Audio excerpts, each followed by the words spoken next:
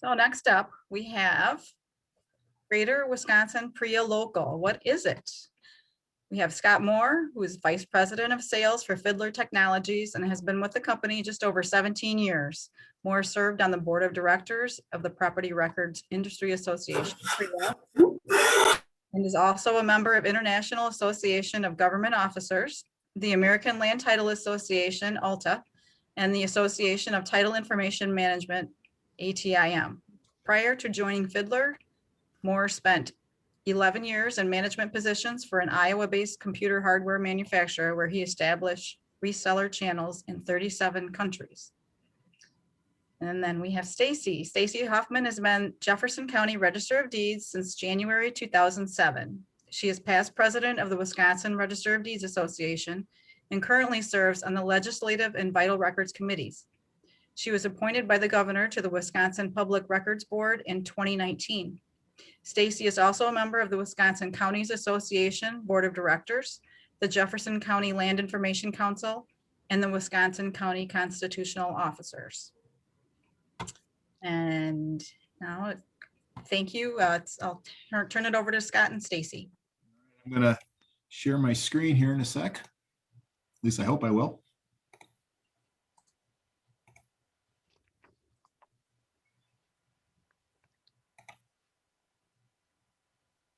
Did that work?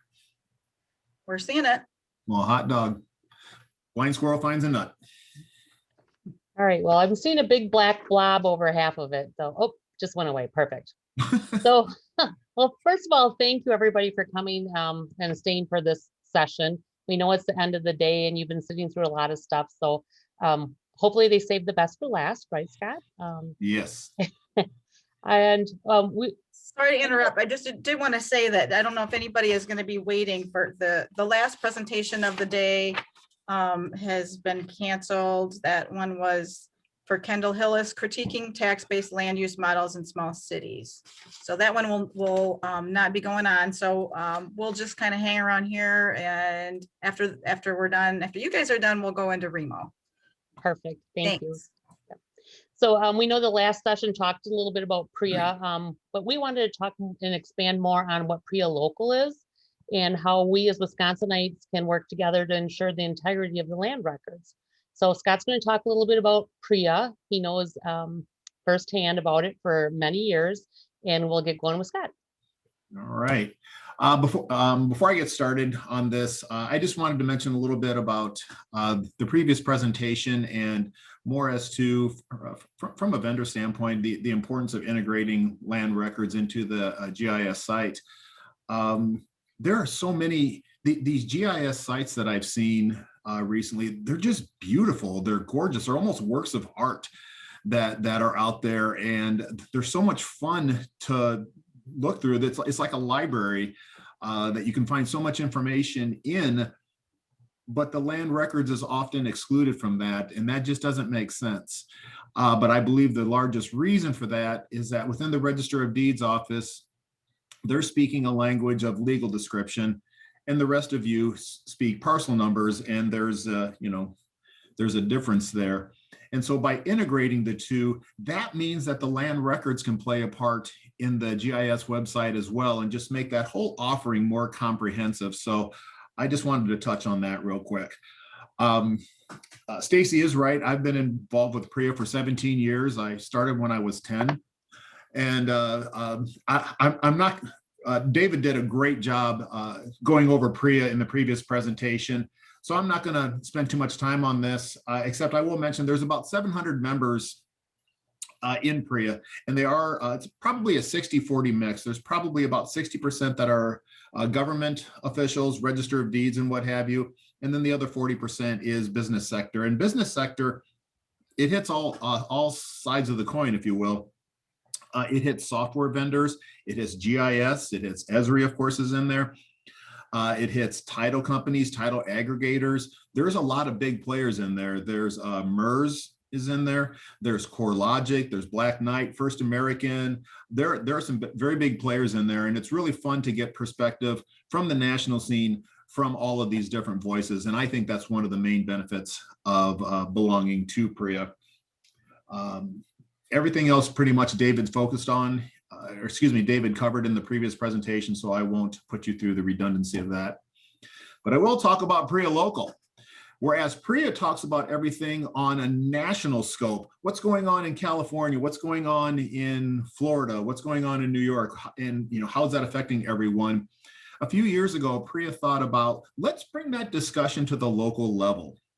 And they started something called PRIA Local. So as the name implies, it is information and discussion at the local state level. Now, we may talk about things that are going on in California and Florida and in Texas, but we're going to talk about them as, you might want to watch out for this. This might come into the state of Wisconsin, but it's we talk about that from the national scene, but we also try and cover a lot of stuff that is just kind of causing an itch in the local scene, and how can we fix it?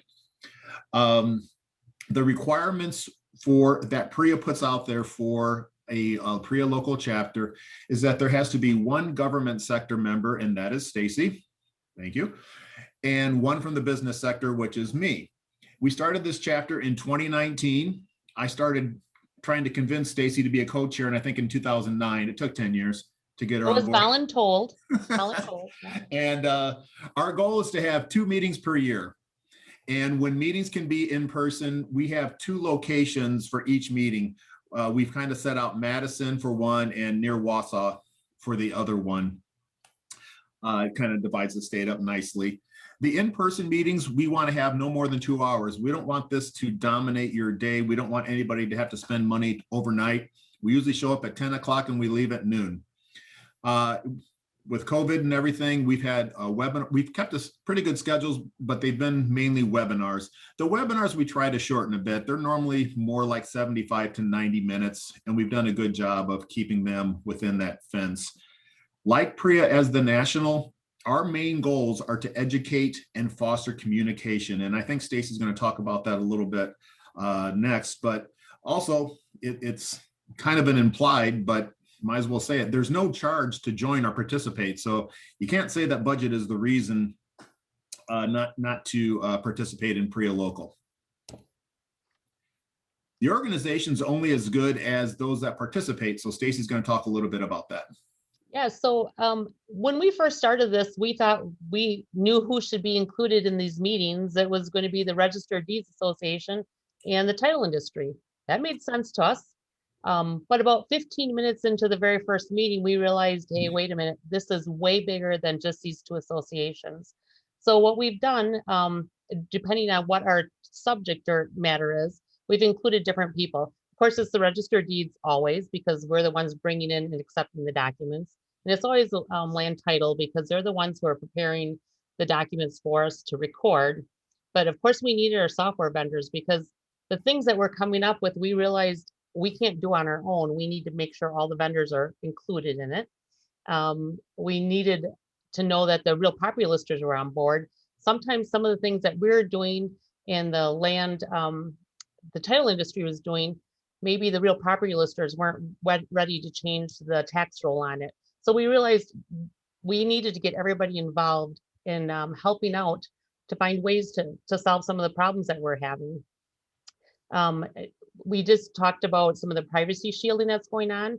We know that when we have some more conversations with that, we did include the treasurers in that. I don't know how many actually participated, but we know that it's bigger than just the registered deeds and the title industry. So one of the things that Scott said to me when he convinced me to be co-chair on this is silence solves nothing. If we don't talk about something that's an issue, all it does is fester, and we don't take care of the issue, and we cause divide amongst our associations. So I think the one that he told me the very first time was about staples versus paper clips. And that was, I believe, in Minnesota. Yeah. And the recorders were getting really frustrated because all their documents were coming with staples in them.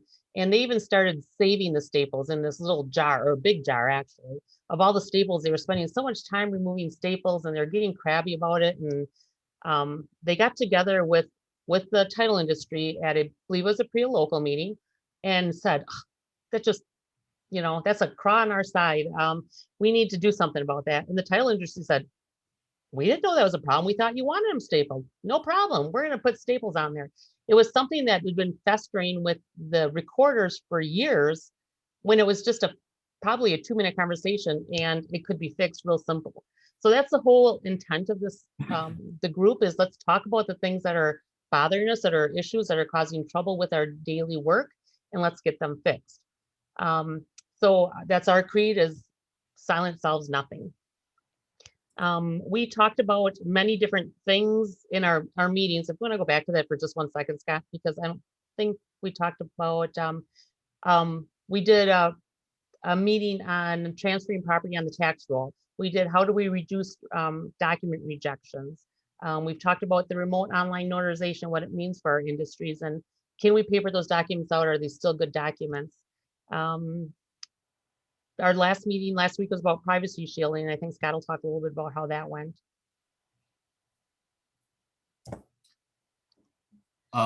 If Lindsay didn't scare the heck out of you in the previous session about privacy shielding, then I hope I will, because it's a big thing, and it's not an if, it's a when.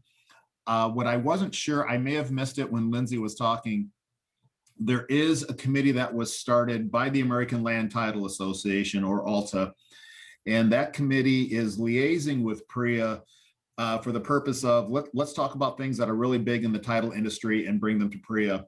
The privacy shielding was one of the main reasons that committee was started. Lindsay and I are both on that committee, so we get to keep an ear to the ground pretty closely.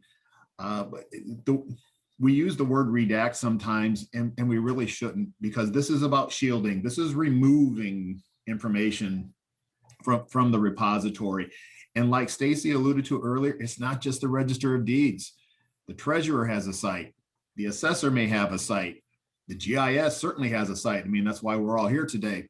Those would need to be in consideration too. And that's just at the county level. The state of Wisconsin has sites too. There's a court site that, is there one for liens?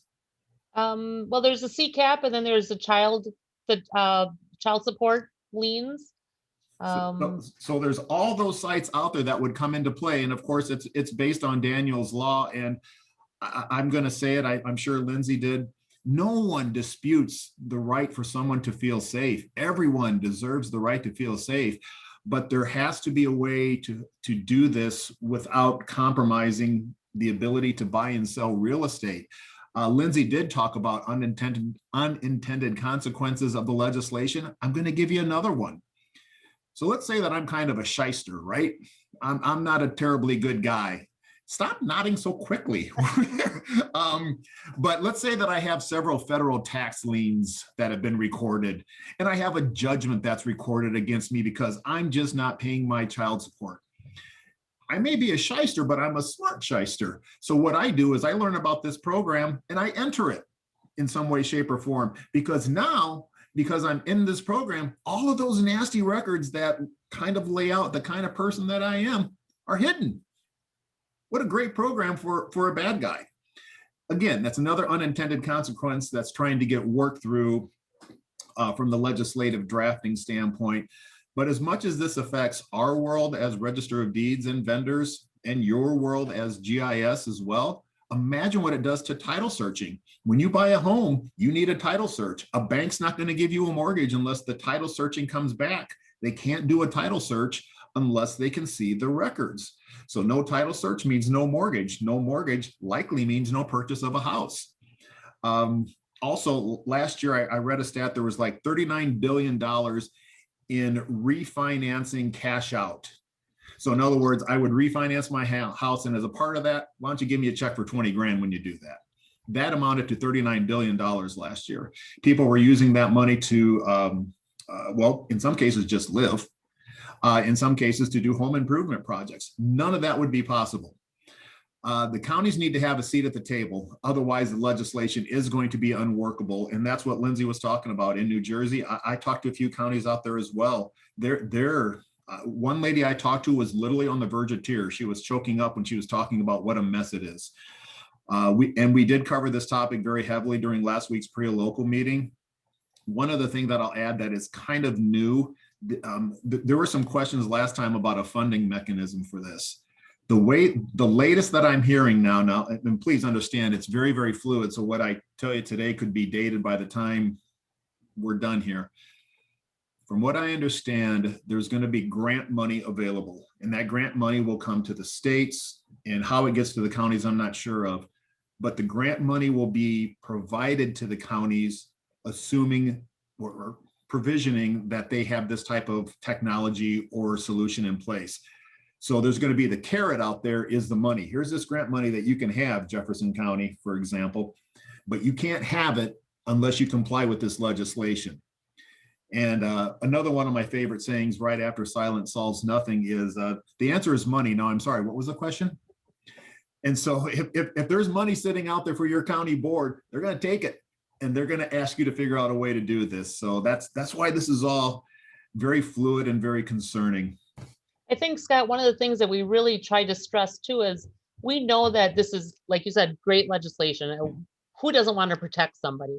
However, we know that there's a lot of problems with implementing it, a lot of obstacles. So we want to make sure that everybody gets those obstacles out of their way and thinks about ways we can make it work. Let's not say it can't work. Let's think about ways that we can make it work. Thus, that we need that seat at the table, but we have to be prepared ahead of time. And that's part of what PRIA Local tries to do, is try to get some of those ideas out there and think about different solutions, ways we can make it work. And that's a great point. We could spend 3 or 4 hours here right now talking about why this is a bad idea and why it won't work. But I don't think it's going to matter, and I don't think Lindsay does either, because this legislation is in the process of being drafted out in DC, and as she said, it has some pretty powerful backing. So it's going to happen. So let's figure out a way for it to work. Please join us. Everyone is invited. When we are sending out invitations for PRIA local meetings, we send them out to WRDA, WLIA, the treasurers. Who am I missing? Real property listers. We also try to include the real estate attorneys and probate. They don't participate as easily, but we include them. Yeah, we include them. The WLTA, the Wisconsin Land Title Association. I can tell you the best discussions occur with a very diverse group. So in other words, there is a direct correlation to the diversity of the group and the quality of the discussion. It's really fun when you get this very broad group in there. The discussions are fantastic. We do cover a wide variety of industry information. We don't want you to think that this is an organization for Register of Deeds. It's not. It just so happens that a lot of Register of Deeds participate. So if you have a topic that is causing problems, we want to talk about it. Let us know about it, and we'll figure out a way to get it on the agenda. You may be the one responsible for talking about it if you throw the idea out there. But if you're not comfortable with that, we'll figure it out. That was my thank you. Go ahead, Staci. I was to say, that's really about all we had. We just wanted to let you know that we're here and that we'd love to have you participate with us. And if you have any questions, please reach out to Scott or myself. If you need to talk to your own Register of Deeds, at your local level, reach out to them. They can help you out. And we hope to see you at our next meeting.